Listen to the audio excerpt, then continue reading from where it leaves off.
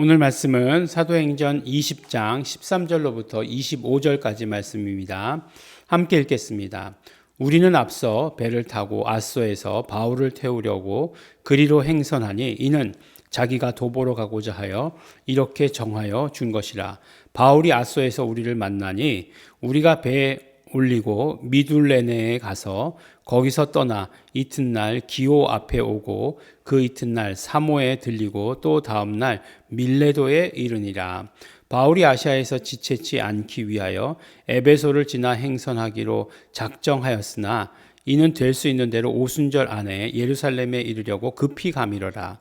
바울이 밀레도에서 사람을 에베소로 보내어 교회 장로들을 청하니 오매 저희에게 말하되 아시아에 들어온 첫날부터 지금까지 내가 항상 너희 가운데 어떻게 행한 것을 너희도 아는 바니 곧 모든 겸손과 눈물이며 유대인의 관계를 인하여 당한 시험을 참고 주를 섬긴 것과 유익한 것은 무엇이든지 공중 앞에서나 각 집에서나 꺼림이 없이 너희에게 전하여 가르치고 유대인과 헬라인들에게 하나님께 대한 회개와 우리 주 예수 그리스도께 대한 믿음을 증거한 것이라.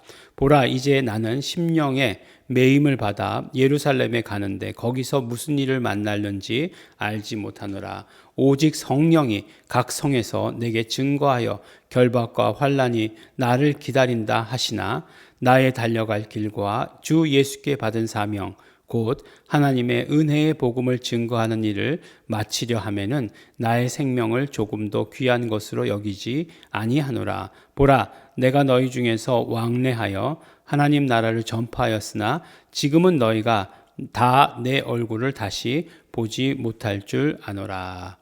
아멘. 네, 이제 그 아시아에서 3차 전도 여행 거의 이제 끝나고 있죠.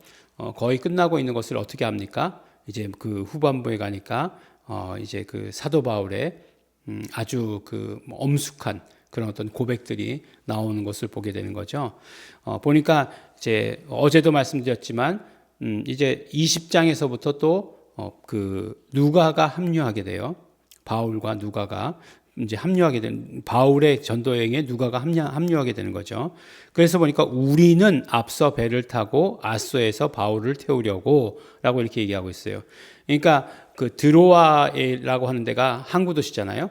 이 해안을 따라서 이렇게 내려가면 그 다음에 이제 아소라고 하는 그런 도시가 나오는 거죠. 그래서 이제 드로아도 해안이고 그러니까 바다로 갈 수도 있고 육로로 갈 수도 있는 거예요. 그래서 그 누가와 그 일행들은 배를 타고 아소까지 갔다는 것이고 바울은 육로로 아소까지 갔다는 거죠. 왜 그랬는지는 뭐 잘 모르지만 분명히 이유가 있었겠죠. 누구를 만나든지 또 누구와 어떤 그 복음의 일들을 해야 되는지 잘 모르겠죠. 그래서 이제 그곳에서 바울을 태웠다라고 이렇게 얘기하는 거죠. 그래서 바울이 아소에서 우리를 만나니 누가의 일행이겠죠. 우리가 배에 올리고 이렇게 그 다음에 미둘레네라고 하는 곳, 그 다음에 이튿날 기오 앞에 오고 그 다음날 사모에 들리고 그 다음날 밀레도에 이르렀다라고 이렇게 이야기합니다. 그러니까 이제 그 밀레도라고 하는 곳이 이제 그 중요해요. 중간 기착지죠. 이게 다 거쳐 지나갔고. 그러니까 드로아에서부터 아소에서부터 이렇게 쭉 다 거쳐 지나갔고 밀레도라고 하는 곳에 이르렀다는 것입니다. 근데 밀레도라고 하는 곳이 어디냐 하면 바로 에베소 바로 밑이에요. 에베소에서 조금 떨어진 곳입니다. 조금 떨어진 그 항구 도시예요. 근데 왜 에베소로 안 갔느냐?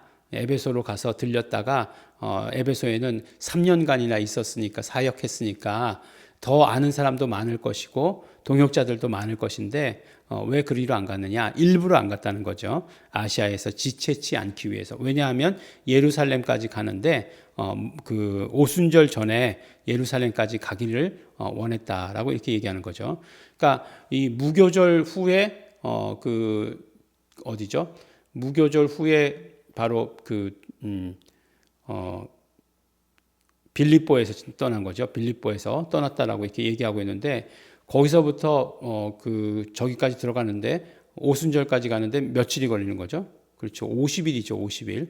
오순절이니까 77, 49, 50일이잖아요. 49절. 77절 다음 날이 오순절이니까. 그래서 그것까지가 이렇게 예루살렘까지 가는데 그만큼이 걸린 거죠. 당연히 그렇게 걸리지 않겠습니까? 그렇기 때문에 도착하기 위해서 그 에베소를 피했다 이렇게 얘기하는 거예요.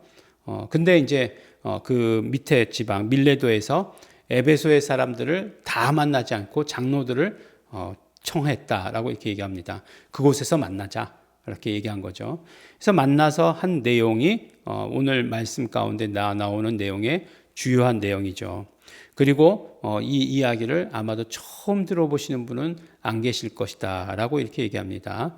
어떤 말씀이죠? 나의 달려갈 길과 주 예수께 받은 사명 곧 하나님의 은혜의 복음 증거하는 일을 마치려 하면은 나의 생명을 조금 더 귀한 것으로 여기지 아니하노라. 뭔가 비장하지 않습니까? 그래서 우리가 무슨 결단, 특히 저는 이 말씀 많이 들었던 게 기도 모임 때 이 말씀 많이 들었던 게 총장님을 위한 기도 마지막에 기도하면서 늘 이 성경 구절 읽으시는 분들 되게 많았던 것으로 이렇게 기억이 됩니다. 무슨 어떤 의미인지는 잘 모르겠지만 어쨌든지 간에 뭔가 비장하잖아요. 비장하니까 이 말씀 많이 들었던 것 같아요. 근데 결국에는 아시아에 온 첫날부터 지금까지 내가 항상 너희 가운데 어떻게 행한 것을 너희도 아는 바라 라고 이렇게 이야기하고 있어요. 그래서 주로 이야기하고자 하는 것이 무엇이냐? 이제부터가 진짜 권면이에요. 권면. 우리가 아는 권면이라고 하는 거예요. 사람들을 이렇게 권하는 말씀인 거죠. 그래서 그 권위자라고 얘기하는 것, 바나바를 권위자라고 이렇게 얘기하지 않았습니까? 그런 말들을 잘했다는 거잖아요. 사람들에게 용기를 북돋우고 뭔가 encourage 하는 것, 뭔가 이렇게 새로 뭔가를 할 수 있는 힘을 불어넣어 주는 것, 그것이 권위자의 모습 아니었습니까? 그리고 거기서 뭐가 나왔다고요? 권사가 나왔다. 이렇게 말씀드리지 않았습니까? 그래서 보니까 정말로 진짜 그 권위자의 모습으로 말을 하는데 그 말하는 내용이 결국 무엇인가 하는 거예요. 결국 내용이 무엇인가? 사도 바울은 그 무슨 말을 하냐면 나는 예수를 따랐다. 라고 이렇게 얘기하는 거예요. 나는 그동안 예수를 따랐다. 그러니까 너희도 나를 따르라. 라고 이렇게 얘기하는 거예요. 뭐 다른 말 아니에요. 다른 말 아니고 나는 예수를 따랐다. 너희도 나를 따르라. 라고 이렇게 말씀하는 것입니다. 누구누구를 이렇게 따라간다는 거 쉬운 일은 아닌 것 같아요. 누구를 따라가는 거 쉬운 일은 아니에요. 복음은 나를 본받으라 이렇게 얘기하지 않아요. 예수를 본받으라라고 이렇게 얘기하지 않습니다. 예수를 본받는 자 되기를 원합니다. 잘못된 말이에요. 복음은 예수를 따르는 자 되기를 원합니다. 라고 하는 게 옳은 표현입니다. 그가 어떤 삶을 살았든지 간에 내가 그 길을 따라가는 거예요. 그것이 복음이에요. 그가 이럴 때 이렇게 했다. 그런 모습을 내가 본받고 싶다. 그거 복음 아니에요. 그냥 그가 그 길을 갔기 때문에 그 앞서간 그 길을 내가 따라가는 것이 복음이다라고 이렇게 이야기합니다. 그렇기 때문에 사도 바울은 뭐라고 얘기하고 있어요? 내가 예수님을 따라갔다. 나는 예수님을 따랐다. 그러니까 너희도 나를 따르라라고 이렇게 말씀합니다. 물론 오늘 말씀 보니까 그 사도 바울이 전한 복음이 뭐냐? 유대인과 헬라인들에게 대해서 하나님께 대한 회개와 우리 주 예수 그리스도께 대한 믿음을 증거했다. 그가 전한 복음 이거라고 이렇게 얘기하고 뭐 여러 가지를 말할 수 있지만 오늘 한 가지 아주 분명하게 말씀해 주시는 것은 사도 바울은 나는 예수님을 따랐다. 그러니 너희들은 나를 따르라 라고 이렇게 얘기하는 거예요. 이게 얼마나 멋진 이야기입니까? 언젠가 말씀드리지 않았습니까? 제가 우리 장로님, 윤 장로님께서 그 주례하시는 거 딱 한 번 봤는데, 다른 데서 어디서 하셨는지 어쩌는지 모르지만 하여간 누구의 결혼식 가운데 뭐 이름 다 여러분들이 아시는 분의 결혼식에 주례를 쓰셨는데 말씀 가운데 주례 가운데 그렇게 말씀하시더라고요. 나처럼 살아라 이렇게 얘기하시더라고요. 그래서 나도 나중에 그 주례 설 때 꼭 그렇게 한번 나중에 근데 조금 더 나이가 들어야 되겠죠. 지금 말고요. 더 들어서 나처럼 살아라 이렇게 딱 얘기할 수 있는 그런 사람이 되었으면 좋겠다라는 생각을 깊이 가지게 되었어요. 이게 벌써 뭐 십몇 년이 됐는데도 아직까지 머리 가운데 남아 있습니다. 바울은 자신 있게 얘기해요. 내가 예수님을 따랐다. 내가 예수님을 따랐다.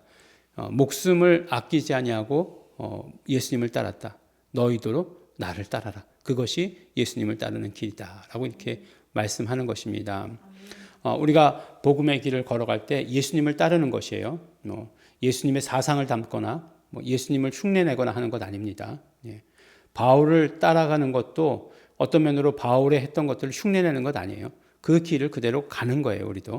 우리도 가는 것입니다. 개척했듯이 아무것도 두려워하지 않고 그 사명 때문에 은혜의 복음 증거하는 일을 마치지 않는다. 생명을 조금도 귀한 것으로 여기지 않는다라고 이렇게 말씀하는 것입니다. 그래서 진짜 이 권면, 앞으로 너희들이 나를 보지 못한다. 그러나 내 길을 따라가는 그 삶을 살아라 라고 이렇게 이야기합니다. 진짜 권면이 이런 권면인 것 같아요. 여러분 용기를 내십시오. 잘 하십시오. 잘 될 겁니다. 축복합니다. 이런 권면들 기억납니까? 기억에 남지도 않아요. 그 보면은 꼭 무슨 행사하면 권면, 축사 이런 것들이 꼭 있는데 하나도 기억나지 않아요. 뭐라고 얘기했는지 기억나지도 않습니다. 길면 욕먹고 짧으면 칭찬받는 게 권면과 축사예요. 그런데 이 사도 바울의 정말 권면, 이 에베소에 있는 일꾼들, 동역자들을 통해서 말씀하신 이 권면은 우리 귀에 남습니다. 지금도 여러 사람들이 이 성경 구절을 그대로 인용하고 있고 그 내용은 나를 따르라 라고 하는 그 말씀입니다. 이렇게 군인들 어떤 사람들 보면 이렇게 여기에 나를 따르라라고 하는 지휘관들이죠. 그런 것들이 써져 있는 것들을 본 적도 있는데 그거 아니고 진짜로 우리 복음의 길을 따라가는 우리 성도 여러분 되시기를 예수 이름으로 축원합니다. 기도하겠습니다. 하나님 아버지 감사합니다. 우리도 예수님 따라가는 자 되기를 원합니다. 예수님을 따라가 사는, 그래서 그 어떤 것도 환경도 우리의 목숨까지도 다 내어놓고 따라갈 수 있는 그런 우리 모든 성도들 될 수 있도록 하여 주시옵소서. 감사드립니다. 예수님 이름으로 기도드렸습니다. 아멘. 우리가 정말 예수님을 따라 살고 싶으나 그러나 그 모든 것들 우리의 의지로, 우리의 힘으로, 우리의 능력으로 가능하지 않습니다. 성령님 역사하시옵소서. 성령님의 폭발적인 역사 가운데에서 우리는 오직 예수를 따라갈 수 있도록 따라갈 수 있는 것을 고백합니다. 성령님의 역사하심을 기대합니다. 소원합니다. 성령님 함께하여 주시옵소서. 우리 다 같이 통성으로 기도하시겠습니다.